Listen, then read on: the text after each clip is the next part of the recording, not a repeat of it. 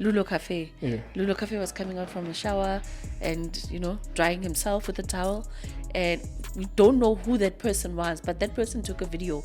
And subsequently, that video landed in Musa Khawula's hands. And he did what he normally does, posted it, and then had one of those nasty comments, and then posted his account was subsequently suspended. Nkululeko on Cultr.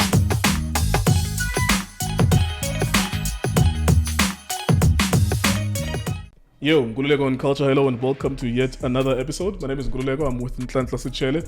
Thank you very much for joining us. And just before we start as well, I'd like to say thank you so much for subscribing, commenting and liking the content. 40,000 subscribers later, some point at the same time next year, September, we'll probably have 100,000 people or maybe 150,000 people. So thank you to people who were early adopters of the channel, and thank you to everyone who's a member of the media writing about the content that we do. It would really help us as well that you include the link to the episode every time you take from my conversation with Ubonga Sithole, my conversation with Cultr House, my conversation with Ntsiki Mazwai, my conversation with Nota, Penwell, all the maybe politicians will come here as well. If you take, please make sure that you embed the link as well, because of course we're giving you free work as journalists.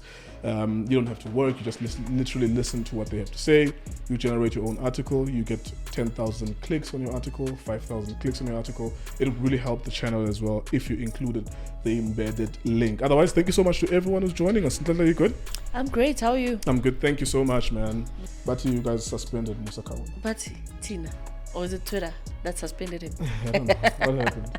No, Twitter suspended Musa Khawula's account. This was post the video that he posted Ega Lulo Cafe. Yeah. Lulo Cafe was coming out from a shower and, drying himself with a towel. And we don't know who that person was, but that person took a video, and subsequently that video landed in Musa Khawula's hands, and he did what he normally does, posted it, and then had one of those nasty comments, and then posted his account was subsequently suspended. And people are like celebrating. Celebrities are like, finally he got what he deserved, because he's just been harassing a lot of them for a while. But also he opened another account and he was like, you can't keep a good man down. They suspended an account, not me. Then there's a new account that he opened yesterday, but there were not many files that were circulating from there. We know that Lulo Cafe had what did he do? He posted something where he's like, he's tired of fighting, he doesn't want to fight, he's just drained, he's tired from that exercise. So Musa Khawula is that account is suspended, that one with like a lot of followers, but then there's a new account that he opened and he's just carrying on his life. And people are calling for him to actually be arrested for the alleged murder that he committed. What would you do if you were... What are your thoughts first? My thoughts were...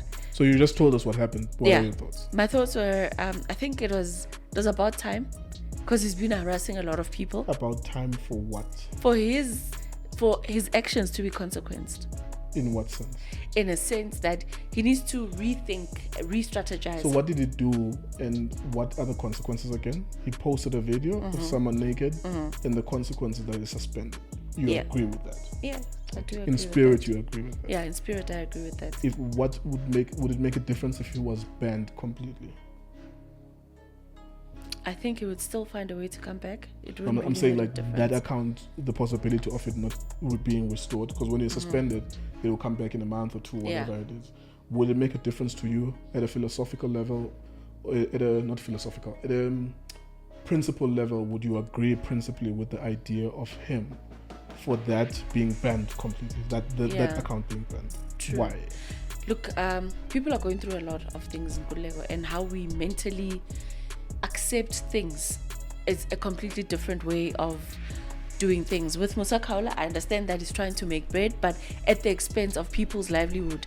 We already have a suicide rate cases that are extremely high in this country, and some people go through that because they cannot communicate, because they cannot talk, because cyberbullying has also become rife, and Musa Khawula has been the chairperson of that of recent times, where he's just accelerating the mental illness and somehow accelerating. So now that you're speaking about him, are you not part of the problem? No, I am not, because he's the problem that we're trying to solve. No, like you what? But at a granular level, at an objective level, he speaks in words and images about other people. You are speaking in words and moving images, which is a video about him. So how is what you are doing different to what he does?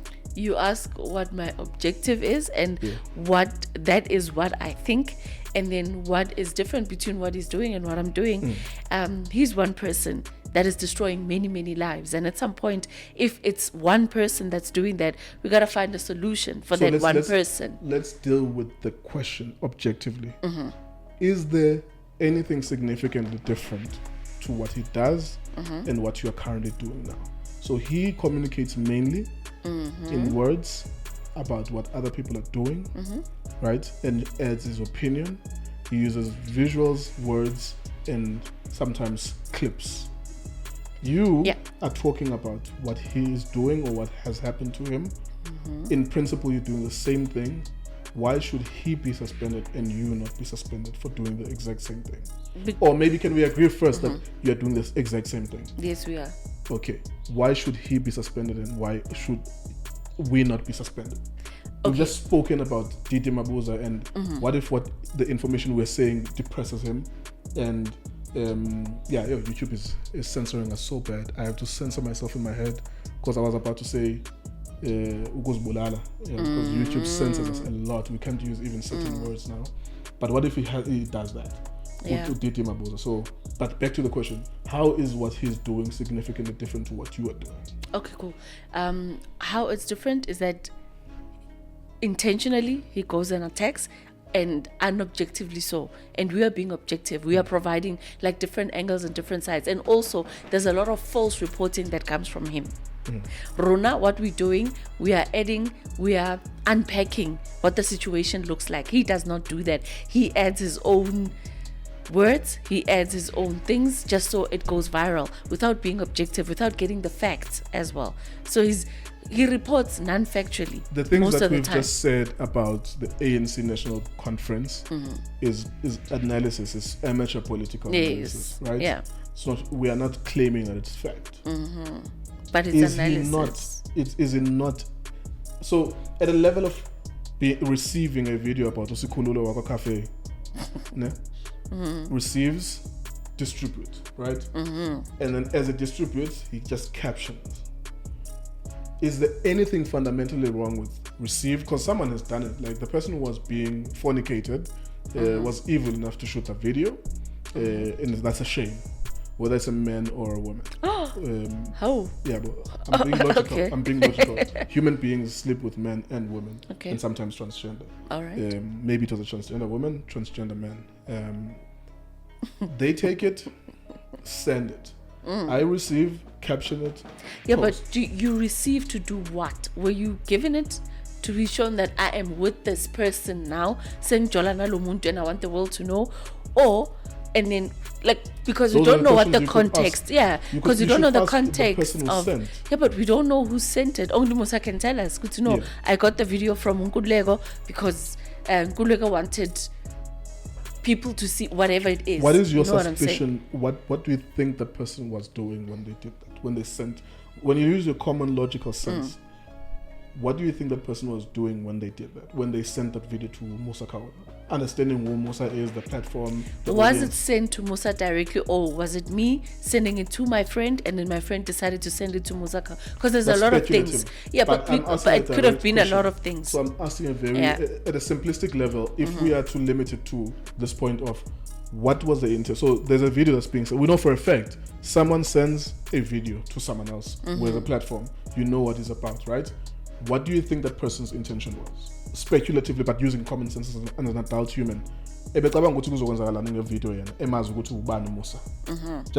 want you to respond to that question quickly. We're gonna move on from this. Yeah. What do you think was the intention of the sender? Just to see, this is who I'm with now. I think that would have been the intention. I'm with Lulo, and maybe Mabuza, and they did not believe him. Yeah. Whoever that person is. So it's a possibility. Yeah. So it could have been like, I'm proving to you that I am with this person. If you don't believe me, there you go. Yeah. So Yabonage, this is this is the reason why I'm taking this line about this, because I'm a creator. I will always, even against my enemies who are posting my children, I will always protect their right to be able to express themselves on platforms. That's why I'm asking, why is it that what we are doing, what you and I are doing, is fundamentally different to what is doing? Whether negative and positive is literally a subjective interpretation by people. The people who are following him, they see it as a positive because it adds value to their life. They consume that garbage. Like they revel in the consumption of garbage. And I call it garbage because I'm being subjective. Because I don't consume that nonsense. Yeah, but as a creator, I am always going to stand up for someone who is a creator, for them not to be deplatformed. Social media companies have put themselves in a jam by being godlike figures in their adjudication of what happens. What happened? Post. People then report it. And then they take action. Here's what they need to do all the time. This lady we're hypothesizing. That person. This man, that person who sent the video, they were sharing it for. Okay, I thought there was a neighbor there coming. So they was sharing it for the purposes of him seeing it, but not for distribution. Right? So they are aggrieved. Nkululeko is also aggrieved that his private parts are shared all over the country.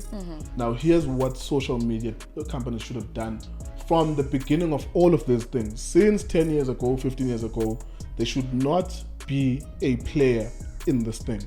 They must say, you have a problem, you're reporting this, go to court, sue that person, get a judgment in your favor, send us a PDF document. What we'll do, we'll definitely block that person and block their name from ever applying for a social media. Like if we see their name, their detail, their number, they will never be part of this, because now a court has decided that you are malicious, you did something wrong. Was there a crime committed by receiving and distributing?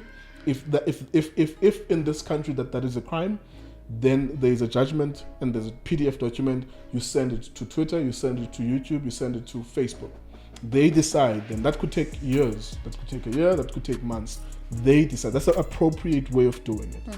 Because when you're doing it differently, you are a godlike figure. You are a decider of who gets to be banned and who doesn't. You ban Donald Trump, why? Why? Why don't you ban Joe Biden? Yeah. Why don't you ban Thabo Mbeki over Ramaphosa, Zuma over Ramaphosa, Ramaphosa over Zuma? Yeah, but you decide this is what you're going to do. You don't do that. What you do is because a court system is a generally accepted arbitrator between two parties who have a conflict. You murdered my kid and therefore I take you to court. The court decides what happens to you as a punishment. And then you take that, you give it to Twitter. And Twitter will make sure that person never, because they violated their right of expression and expressing themselves, their freedom, you are never going to have an account here. But what you cannot do is, because you dislike the content. Musa can write about me and you. I will still defend his right to do that, because Twitter cannot decide. If I have a problem with the factuality of what it did, I go to court. And I'm not saying that I don't have money to go to court. I don't even have the time. I'm a content creator. I'm poor. I don't have the time to go to court. But that's the right way to do it, because you're now making Twitter to decide who gets to post and who doesn't. And that, in the run-up of an election, we can weaponize it. In the run-up of an election, we can weaponize one channel over the other, which when we report it, it gets banned. And when it gets banned, it cannot interview candidates. When it cannot interview candidates who are left-leaning or right-leaning, ANC, DA, PAC, whatever, then it means that we are consequencing those political parties and those people for potentially seeing their favorite parties and the message that they have, and so on and so forth. So then the social media company plays into the space. They are a godlike figure. They are the judge, the referee, the player. They are deciding what happens to whom. Yeah, but so for me, the way I engaged with what happened, I will never consume Musa Khawula in my life. Like, never, ever, ever, ever. I see him as a case study. So that's how I know of him. I look, what does it do? What did he do here? Oh, okay, so people are talking about this. What happened? Then as I see what happened, not that I'm a follower, I will never be a follower of that nonsense. But then you say, if anyone, there was incorrect information, or maybe there was even posting of their personal information, they were being doxed, Yeah. you can go to court and you can win that.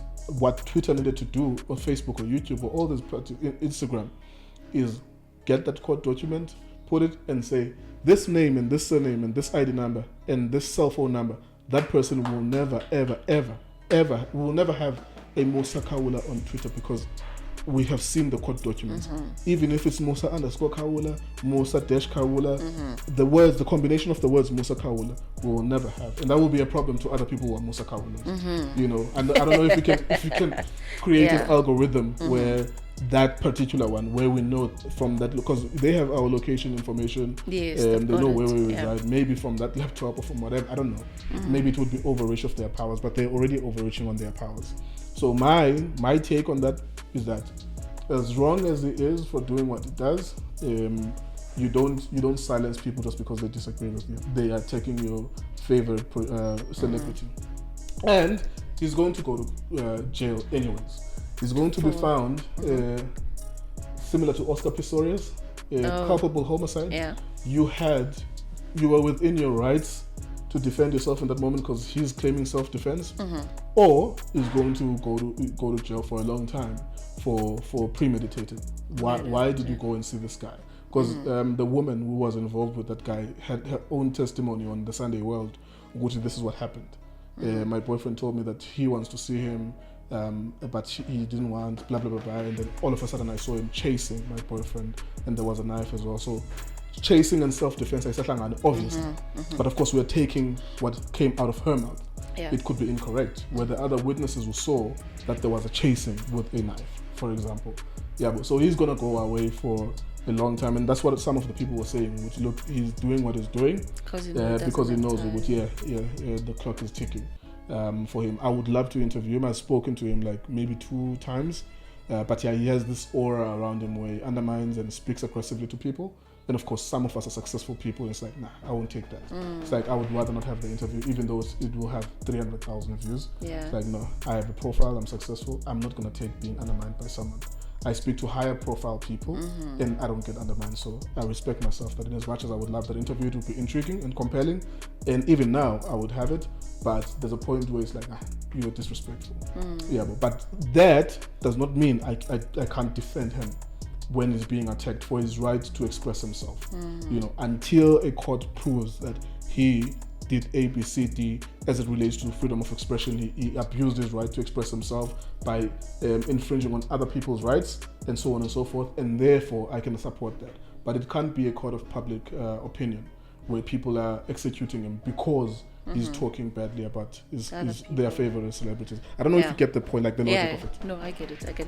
So you're saying Shimza was right to sue Nota the way that he did by taking it to the courts? Was that the right way of doing That's things? the way to do it. Yeah. I don't have time. Like, Mina, there's a point where you just get big enough that people are going to talk about you. I wouldn't do that. Like, I understand the power of media and the power of narratives, that if someone is making like a very malicious claim about maybe sexual assault, for example, on my part, I would look at it and like, do I want to do this? But then I'm like, who is saying this? Do they have a profile? Do they have a fan base? Nah, let me leave it alone. For the most part, I will leave things alone until I feel like, geez, like there's a narrative that's running here that I need to deal with. Yeah, but so that's the way to go as it relates to the question that you're asking me about Shimza, and to like do it that way, as opposed to being confrontational and risking, because we are men as well, like you risk the situation to be violent, and then now you will be consequence for using violence or for buying people to be violent against someone who says things about you.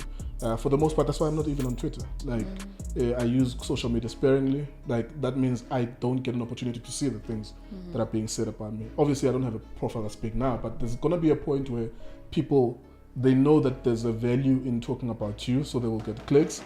And when they do so, it's like, you ask yourself. So social media is curious because we live in a time of instant gratification. People constantly say things about people. All you need to know, when you are a social media expert, I have 2 YouTube channels. One is on 40,000 subscribers. Another one is on 150,000 subscribers. That other one has earned over $1 million on YouTube alone, and millions in advertising revenue that we have in the deal with World Sports Betting. Now, when you understand and a social media expert and a digital media expert, you know that the lifespan of a news story is literally like a few hours. If you didn't see it, it's a pity that we have people in our lives who always are eager to send you bad news or negative news. If you didn't see it, its leg will last for like 24 hours. You know, of course, some people, the consequences are more severe, because even if it lasts for an hour, you can get a phone call because you're an ambassador of this brand or that brand. You can get a phone call. Yeah, what's this about? Now, the inconvenience is you having to answer up to the brands that you represent. Will pay you 40, 50,000 per month just to be the face of it, or 100,000 per month to be the face of it. The inconvenience is having to answer. But for me, I know, like, I'm an expert in digital media. I'm like, this thing it will only last for 2 hours. Why would I want it to last every day? Because then when you have a lawsuit, you're making it last every day for the duration. You have to go to court, you have to prove yourself. That means it's lasting every single day of your life. You live that. I mean, I'm big on protecting myself, like, nah, whatever. I don't have to live in that toxicity. I'm not saying that there would not be a time where I would do that, but I have to be very calculating that what was the impact of this? Who said this? What's the point? I don't even follow them. And my consequence, I have my own fans. I'm giving them their own content that they expect from me. Is it really affecting me? You know, but then people who have brands, they need to be seen to be doing something. For example, the allegation of cocaine with the Queen Bee, she had to be seen to be doing something. Yeah, but and even if it's true or not true, she has to be seen to be doing something, so that she can regain the trust from the brand that she represents and stuff like that. Yeah, but and then if she eventually won, which exonerates her, which is not the same thing as saying that she doesn't do it or do it. Yeah, but it's like that was defamation of character, because where's the proof from Uriah? Yeah, but something like that. So, but I would not want that to live every day. I know it's a new story, it's going to end, it's going to die down. I mean, even by the time we upload this episode, the things that we talk about, there's something else that has happened over the weekend. You know what I'm saying? So we live in that world. You just need to understand which world you're living in. We live in that world where instant gratification, there's always something that's trending that's different from what was trending yesterday. So just ride it out. Like, you'll be okay, especially if the brand is not giving you a phone call. You'll be fine. I mean, you're a PR person. You would be advising someone to do similar, unless you're a maverick and you have time to waste. You'll say, hey, let's go to court. And then you have like 10 pending court cases. That becomes your world, because you have to be updated. What's happening? You have to pay lawyers. So do you want to live in that toxicity? Because I know I'm not creative when I'm in toxicity. I would rather have a clear state of mind almost all the time, and then I'll be able to create, because I have a lot of things, tons of things. If I had the money that I want to create, I want to shoot movies, I want to do this, I want to do that. It's like, nah, I would rather be in a very clean state of mind. So yeah, what do you think? Do you think it's going to regain it back? Account, possibly, but not anytime soon. If it's a normal 31-day period, he might actually get it 2 months after that.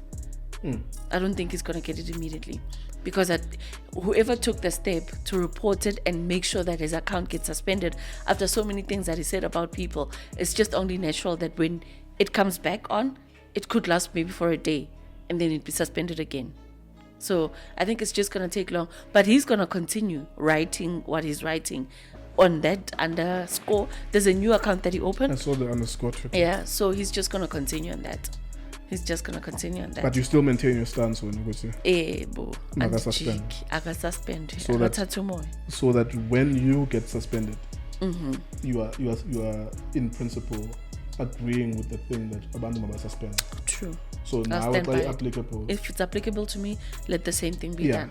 Like that's consistency. Yeah. Because when you are being consequenced by that, don't mobilize people and cry. Like hypocrisy, we don't need it in the world. Yeah. If you are in support of artists being shut down, you're gonna have to understand that when your microphone is shut down, you're gonna say, in principle, I do support people being shut down. But it gives too much power to whoever does the shutting down. Where do we go from here? We go straight to Pretoria, where the Pretty Ugly and Casper fight is going to be happening. Is it in Pretoria? Yeah, it's in Pretoria. Yeah, the press conference took place, I think, on Thursday at about 1:00. Wasn't there something about super sports not pulling out of Yeah, look, broadcasting? a lot of sponsors pulled out. Why? A lot of sponsors pulled out. You've had a conversation with Nota on this one. He's broken it down to you as to what happened and why. That's not even. That was not sufficient detail for a guy like myself. It was not enough detail for me. I feel like break it down to a level where who did what. I know that there was no lack of doping and stuff like that. That then meant that you could not put it on bookmakers. But I still felt. But it also comes back to you as a brand. Sorry to interject. Sure. It also comes back to you as a brand. It also. It speaks a lot of volumes about the kind of broadcaster that was there, the kind of sponsors that came on board without doing the thorough processes that are attached to a boxing match of that magnitude. So now, if they were to come back on now, they would go back to those. But how do you clarify what you made wrong in the first place? So the best way is to pull out and besides not be part pulling of out, this. though, like couldn't they have said we are going to be part of this on these conditions? They could have, but what return on investment came through for them on that one? Because now I could sell Casper. This is the problem. This is the problem I had with what Nota was saying, because I understand like it's a loaded thing of there's history between them, blah blah blah blah. Mina, I know betting companies that could easily put money on that because Nati we were given money by. Besides Itiski, but there was another project that they gave us money because I promised them. I said, look, this is what I can deliver to you on this platform, and SABC1 will do revenue share, blah blah blah blah blah blah. So I know, like, but because they believe me, they've seen that I've created other products. Myself and Jason as well was very instrumental in this project that we do with my partner. You know, they believe it because they know we've created other products. You know, it's impossible. I saw the numbers of the Slip Talk fight. I go on that basis that if you can do a live video and it tips over between 10, 50, 100,000 people within 2 hours of that whole event, even though that boxing match didn't last that, but just I was looking at the activity, I was looking at the numbers, I was like, you can sell this, but especially if you're promising to pay Slip Talk 100,000, you can recuperate that 100,000. You buy the venue. For me, I don't think it's a train smash for them not to have broadcasters, because if they can convince one or two sponsors to hop onto it, and they have a team of an events company that covers, make sure that it's broadcasting live. Maybe even on Casper's YouTube and other Pretty Ugly's YouTube as well at the same time, but obviously it will then split the potential. The viewership, the viewership. You have it on one central point. I think that the whoever is a sponsor who's latching onto that will still recuperate the money because the amount of money that they pay SABC1 during Generations prime time is obscene. For 30-second ads is obscene. Yeah. Because it's in the hundreds of thousands, but like for like perhaps a week or for 4 weeks, it's deals that 30 seconds every day for a week. Back to school campaigns, 30 seconds every day for a week or for 2 weeks.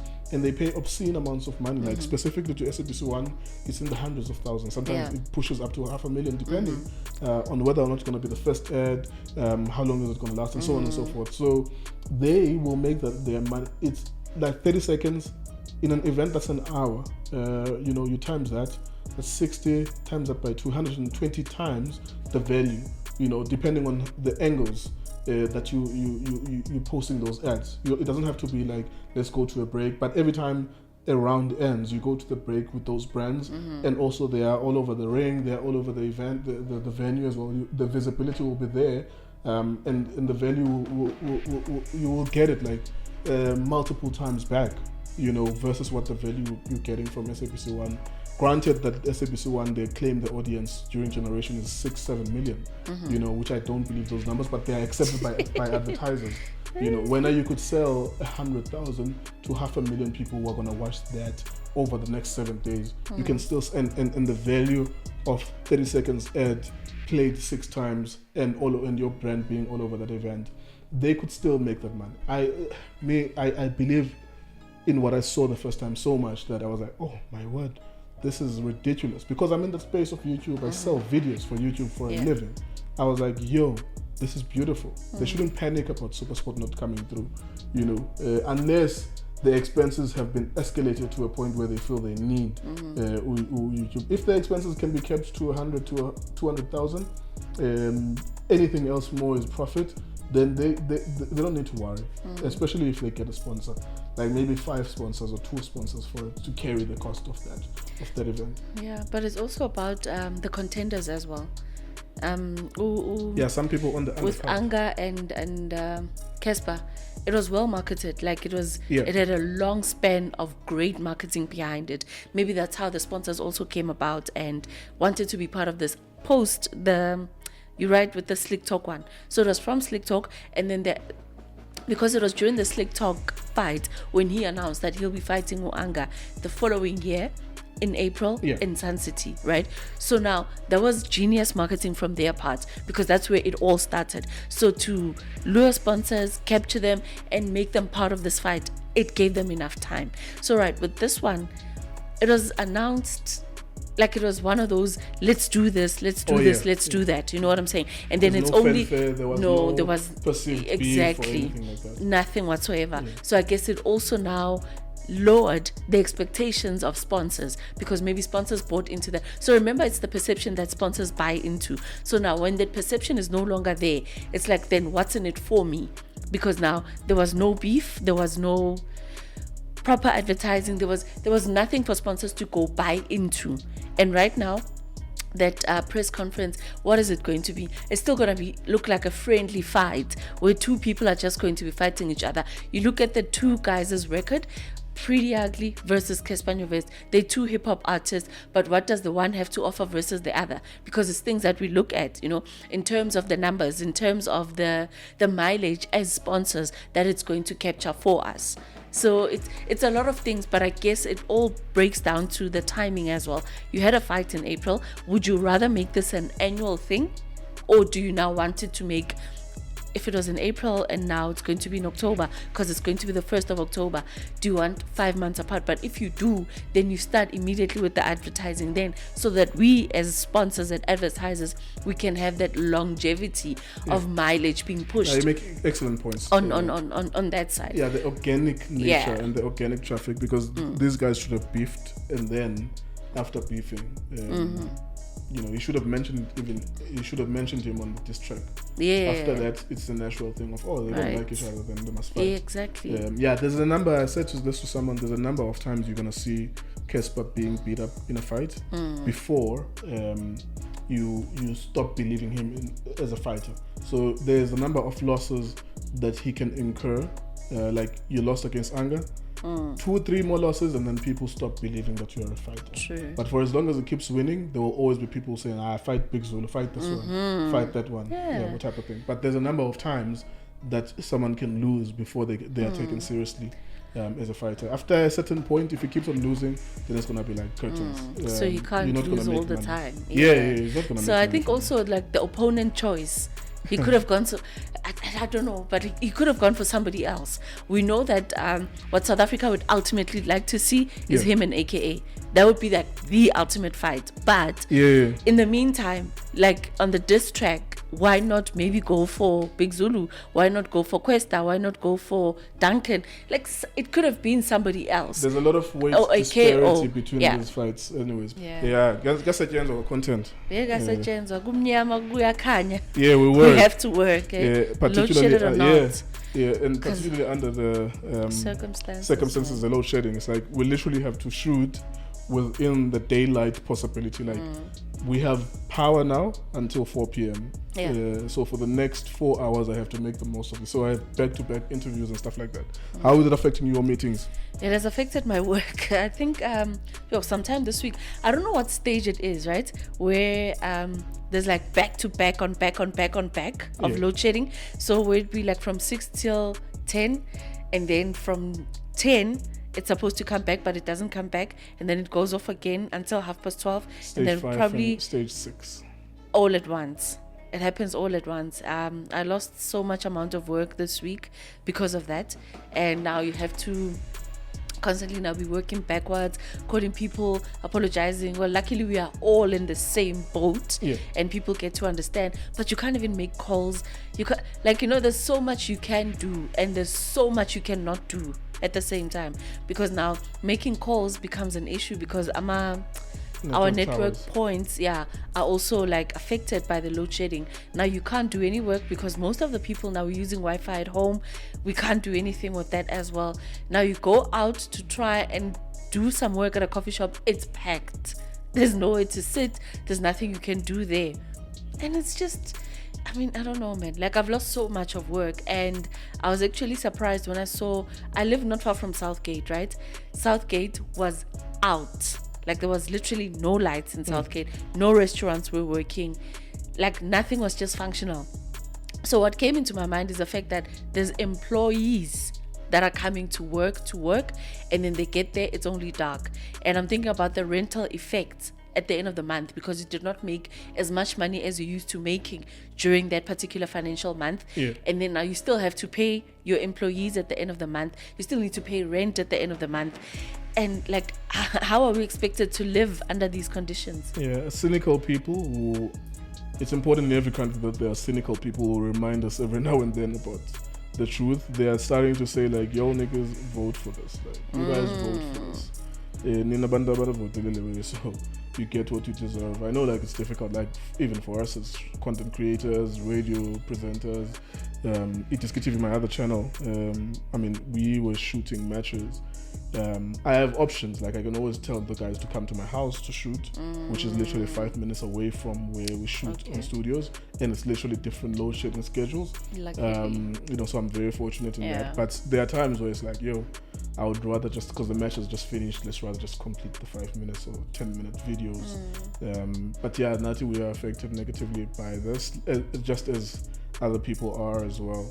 And it's crazy because of course the president has to abandon his meeting to come here and say a lot of nothing. But I think the interesting thing about Cyril Ramaphosa that is consistent in not having a concrete plan to eradicate this and solve that. Consistent, like if you are ignorant as a human being and you choose sides in politics, like when you just like this one and that one over, like unotando, which is nonsense, but it shows what actually. If you are ignorant, at least take from the consistency. Whether it was Jacob Zuma, whether it's Thabo Mbeki we beauty pageant is talking and peacocking. A talk show, It's like on a tour to talk and peacock about this. And so that means if you are living in this banal or binary world where it's either Ramaphosa or Zuma, remember that those people come from the same parties, and all of them have said at one point or the other, because the internet doesn't forget, they have said in the next 2 years load shedding will be a thing of the past. Exactly. Whether it's Mbeki saying it in 2006, whether it's Jacob Zuma saying it in 2011, or whether it's Ramaphosa saying it as a deputy president in 2015.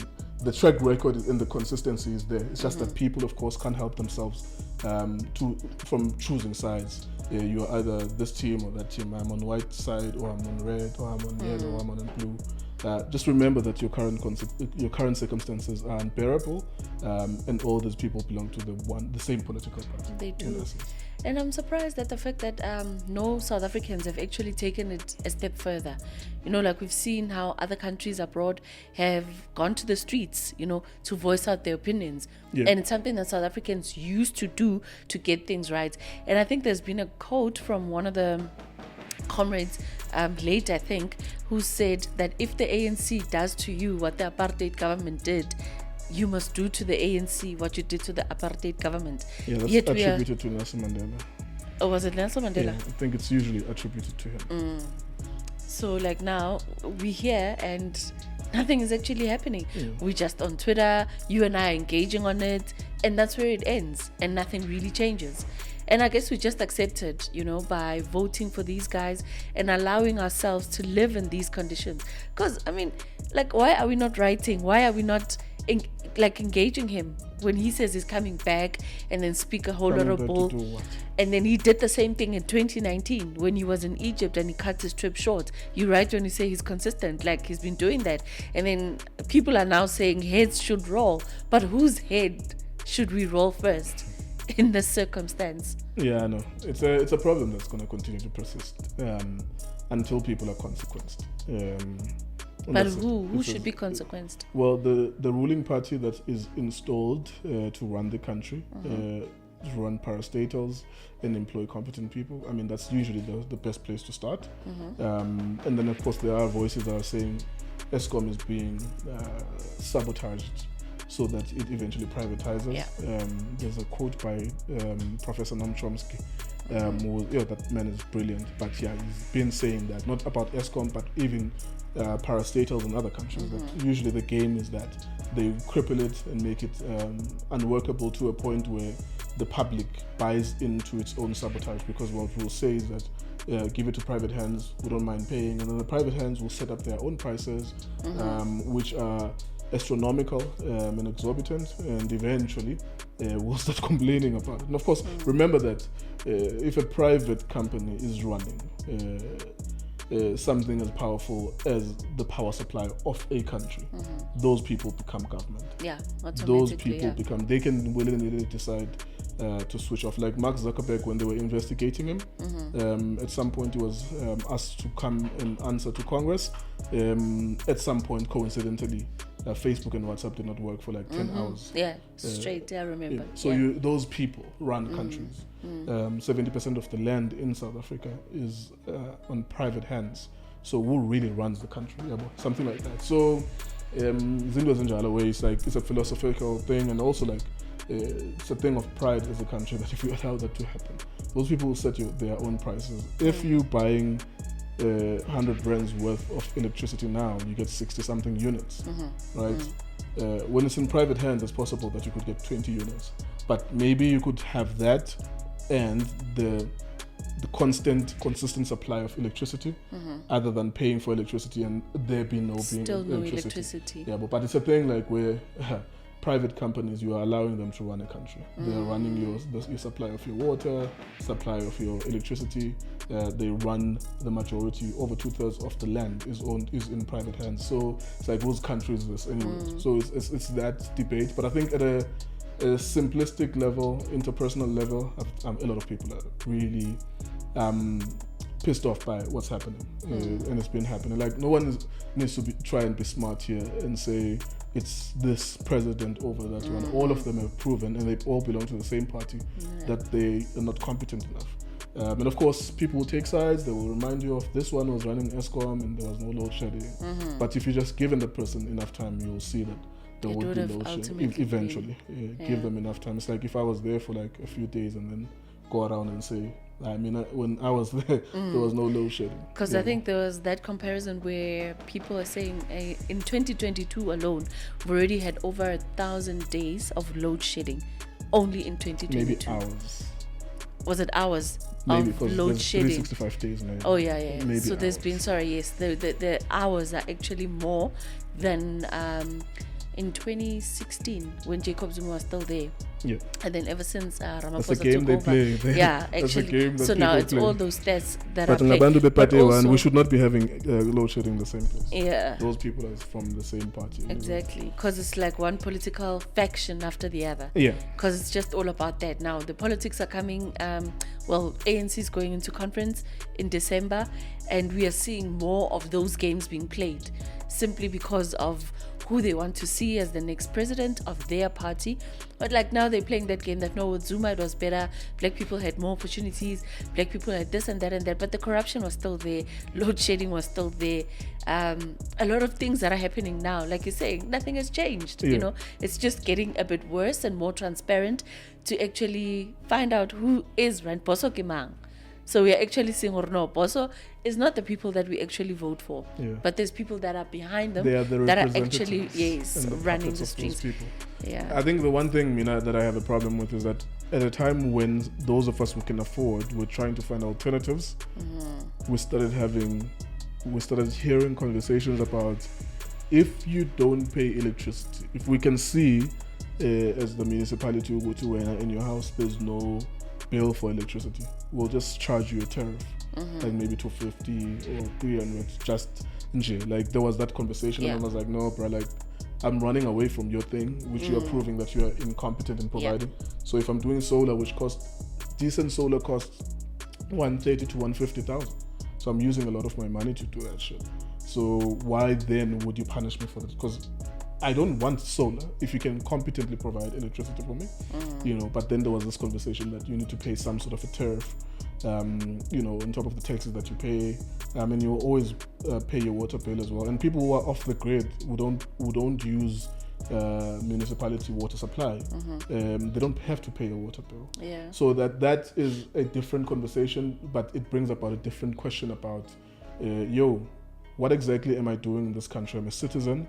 You want to charge me for something that you're not providing? I can understand the taxes because I use the road, I use the infrastructure of the country, I can understand that, and I use your police service and so on and so forth. But now if you want to overextend your reach in my private life, that I'm designing it so that you don't inconvenience me any further, you are now saying I must pay a tariff for what? Because solar is not supplied by you. So that kind of a thing is happening now, because I see like a lot of my neighbors, they have generators and some of them have done solar. So a lot of middle class South Africans are doing solar because it's inconvenient. You have to like, if I had the money as well now, I would do that, so that I don't have to cancel my interviews because of the lack of electricity. Yeah. So and you were saying something interesting about these names being dropped in the hat. Uguti Ronald Lamola was dropped or is touted for this position. Yeah. Dr. Zweli Mkhize as well. But it doesn't seem as though there's like a natural successor. Like when I see, although of course I've had my say about Ramaphosa, people know my views about him. It doesn't seem, now I'm analyzing it, I'm like, there doesn't seem to be a natural competitor who has a stronghold of power. It seems as though it will be a landslide victory. What have you heard? What have you seen? Who is being proposed for this position or that position? All right, cool. So Ronald Lamola's name was actually put forward to be deputy president by Mpumalanga. Now let's remember who the current deputy president is and where is he from. He's from the same province. So now is Mpumalanga saying, substitute, we need somebody else? I guess that's the message that they're spreading across. Maybe they're saying their person must be president. No. They just put a motion of this one as deputy president. They've not said anything about the president. Maybe the implication there is that maybe their person, like our person should now climb the ladder, Yeah. go to the next level and become the president. Maybe that's what they're saying. KZN, a region in KZN on the other hand, says Zweli Mkhize should be the president of the ANC and then Paul Mashatile should be the deputy president. Now there's already two names that we have with deputy presidency, with Ramola's name coming first and then Mashatile's name coming second for the same position. Now Mashatile is from Joburg, part of the Gauteng PEC, and then Ulamola is part of the PEC in Mpumalanga. Now we know what has happened here in Gauteng where Makura is gone, but it's that case, Sihle Sigalala, where he's supposed to be gone, but he's still in office. But we know he's no longer the premier of, well, he still is the premier, but no longer the chairperson, of that particular province. So it's the same thing here with Gauteng. And you look at the factions, like who's who in the zoo, which camp is who, because currently it's going back to Zuma's people and Ramaphosa's people. That's what we're having right now. And it's been said, it's known that Ulamola is a Ramaphosa faction person. And then Udidi, who was though a deputy president ka Ramaphosa, it's now in limbo. Like we don't know where he belongs now. And in Free State, we know Guti Ace is no longer there. What's going to happen there, we don't know. But ultimately, KZN still comes with the largest numbers. It's KZN and Mpumalanga that always have the largest numbers when it comes to the ANC conference. Yeah. So we'll see how things unfold there. But what we are likely to see is more fights, more factions, and more scandals actually coming out. Because no one wants the other person to emerge when they can emerge themselves. But how do you emerge? You play the dirty game, which is like politicking all the time, bringing out scandals that are unnecessary at this point in time. I've always said that it's going to be one of the most interesting ANC conferences of all time. This one is definitely going to be for the books, because people that we know to be part of the PEC, people that we've known to be obvious cases with the ANC, are no longer the obvious cases because of the step-aside rule. Now, with that step-aside rule, the current president of the ANC, who's the current president of the country, the Phala saga, and Busisiwe Mkhwebane being investigated and her having to go back to office, and we still don't know where we stand with Phala, whether he's going to step aside or he's not going to step aside. Yeah, because I mean, I think you have to be charged first. Yeah, Not that for you you're to just- step aside. Yeah, Yeah. it's not that you are being investigated. You have to be charged. But there's already been Arthur Fraser who brings on the evidence that says this is what I did. Yeah. But now the NPA is not joining forces with That's him. why I'm saying the NPA, will- sorry, the SAPS as well is not saying anything. With Begicele saying Agaz Luto, he has not received anything. So what are we saying here? Why would he investigate his own boss? Because his own boss is being accused. So if someone is being accused, don't you do investigations? I'm asking that question on the basis of a Sinkwa and a Siso. Yeah, but now, okay, you've got how many people in South Africa that want to know what happened to the Pala gate? What do you think is going to happen? I'm being cynical because I know nothing Yeah. is going to happen. What do you think is going to happen? I'm hoping that something happens. I think Yeah, nothing is hope, going but- to happen, but what can we do? We gotta live on Yeah, hope at some hope. point. We gotta live on hope at some point. So yeah, that's just what's happening with the current ruling party. Yeah, it's interesting that David Mabuza is doing exactly what he did in 2017. He allows a narrative to run that he's on one side or the other, but ultimately, from what we gather from the 2017 National Elective Conference of the African National Congress, is that was in Nasrec, right? Is that he was the ultimate decider. So whereas people thought if he is on Nkosazana Dlamini Zuma's side, it's a foregone conclusion. But then he chooses a different side last minute with his contingent of Mpumalanga voters. I think that is very smart. He will know that if he has any intentions of contesting against Cyril Ramaphosa, step aside could be probably weaponized against him. That's a possibility. And therefore, play a card where you secure your position within a slate that you know is going to win. Yeah. Which we can assume that that's Ramaphosa, because I don't see that there's a formidable opposition to Cyril Ramaphosa. They're even struggling to stop what he's doing with the sealing of the statements. I mean, even there was a judgment now in the Constitutional Court to Wuti. We have the right somewhat. I'm not using the correct wording, of course, but the public has the right to know who funds your campaign, your political campaign. But they include a clause within that interpretation to say it's not applicable retrospectively, which means that let's forget about CR17 statements. But going forward, we need to make sure that we know who funds, politicians. So I say that to say, like, they are even finding it difficult to nail him on those things, which would be obvious things. So I think with David Mabuza is playing his cards close to his chest. He's probably going to side with whoever's going to win. Again. Exactly, which is something that he's done before. And he's not saying anything about ambitions. I mean, he's never. if he was stupid at the time that Ramaphosa was not here, if he was naive, he would have been beating his chest and making decisions because maybe he had executive powers to do things. But no, you didn't even see him much. We only heard or read about it, and that's it. Yeah, so Mchita is playing the politics game.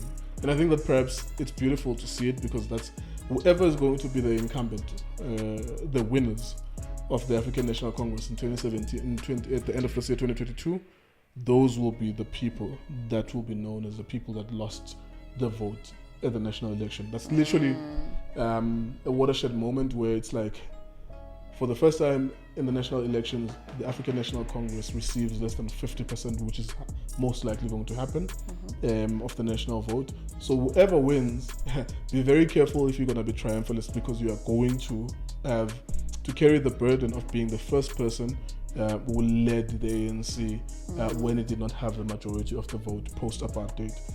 So be aware that that's a possibility as well. I think that's a strong possibility now. We've seen with all the elections, local government elections and stuff like that.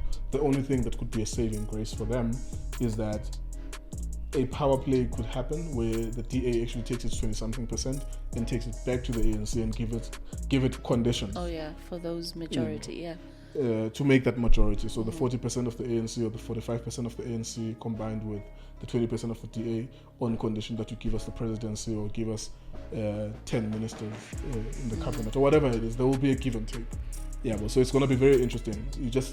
They are power hungry, they want to be leaders, they have ambitions of being presidents, but it's possible that for the first time, when you win the ANC election, the National Elective Conference, you are not going to be the face of this country for the first time post-apartheid, because that's usually like the pathway to be the leader of the country. Yeah. So it's going to be an interesting one. It's going to be funny to see it. It's not funny for people who are consequence poor people. Yeah. Unfortunately, they have to live with the consequences of incompetence or corruption or whatever it is. I don't even like using the word corruption as if those are the only corrupt people. I think that a lot of people are corrupt. I think a lot of people who use politicians, particularly white power structure, the elites that own 85% to 90% of the economy, are the most corrupt people in the world who are in this country. They are the ones who are using the politicians as the face. Yeah. So yeah. What did you guys do to Musa Khawula? Wait, I wanted to ask, are you going to vote? Yes. I usually spoil a ballot or just give it to a small account like PAC, or I give it to PAC, or because I can't encourage people not to vote. I'll give it to PAC or PLF or whatever. I just know that it's not going to be significant, but I do that so that I can encourage people to vote, because there's like 8 million people who don't vote who are eligible, and when they're not voting, they're literally just giving power to the It's like, just do the count of the two. From the 8 million, if you can convince 2 million people to just give their votes to PAC or PLF or whatever small party, and then it makes a difference. It's a significant jump in percentages, and those people can be players, in the political space. And on top of that, if they prove to be just thieves themselves, like they are using their 10% which they gained out of nothing that you donated to them, you then consequence them next time around. You have to play the elective game or the elections game until in maybe 10, 15, 20 years, we collectively decide this is not working for us. We burn that shit down. And I'm always pro that. You burn things down when they're not working for you, because it's like you live in a conspiracy where whatever you do, you're just going to be in poverty because of your skin color. And it's like, nah, it's not working for us. So if black people are deciding collectively that it's not working for us and they're exploring alternatives, then they need to disrupt that. But for as long as that's there, for now, and people are buying into it, just take your vote, give it to someone else, and you give them the conditions as well. Like, it's easier, it's accessible to give it to PAC or give it to PLF. It will be easier for you to pressure on them in time and say, oh, okay, you guys are also giving the power to DA or whoever. We are going to take it back next time. We're going to consequence it. Yeah, but I think that's like the maturity that we need to have. I'm just commenting for the sake of commenting, because I have not really meditated on the question. But I think that deep down, though, I want people to play the political game in that sense, that you take your vote, you give it to someone, you say, deliver us things. If you fail to deliver, we'll have another 4 years, to consequence you. Or we can even force a situation where we vote every 2 years here, if 4 years is too long. But please close. We've done an hour. Please close. I gotta shoot. You can close to our audience. Sorry. Thank you, guys. Thank you for watching us. We are operating under load shedding. Oh yeah. All right, guys, thank you so much for watching, subscribing, liking, and consuming the content. Bekele Beke, with 40,000 subscribers on this channel. Thanks to you guys, and let us leave it right here and remind you guys to never ever ever touch anything with half your heart. He would have said boom, so I'm saying it on his behalf. Boom. Nkululeko on Cultr.